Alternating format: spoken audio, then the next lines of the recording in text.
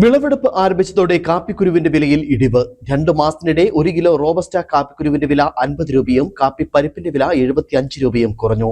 വിളവെടുപ്പിന് തൊഴിലാളികളെ കിട്ടാനില്ലാത്തത് ചെറുകിട കർഷകരെ പ്രതിസന്ധിയിലാക്കുന്നുണ്ട്. തൊഴിലാളികൾക്ക് നൽകേണ്ടി വരുന്ന ഉയർന്ന കൂലിയും കർഷകരെ വലയ്ക്കുന്നു. 2 മാസം മുമ്പ് റോബസ്റ്റ കാപ്പിക്കുരുവിന് 240 രൂപയായിരുന്നത് ഡിസംബർ അവസാനമായപ്പോൾ 190 രൂപയായും കാപ്പി പരിപ്പിന് 2 മാസം മുൻപുണ്ടായിരുന്ന 450 രൂപ 375 രൂപയുമായാണ് കുറഞ്ഞത്. 2021 ഡിസംബറിൽ കാപ്പിക്കുരുവിന് 80 രൂപയും പരിപ്പിന് 140 രൂപയുമായിരുന്നു.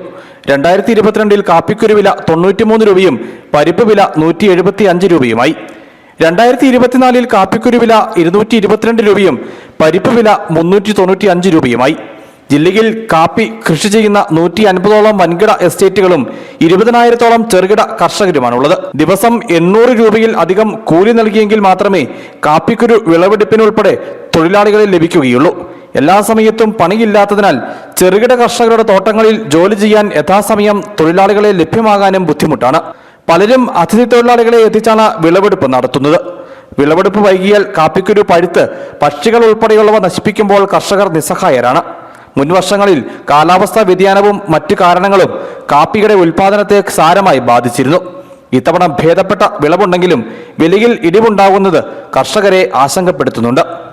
News bureau, Adimali.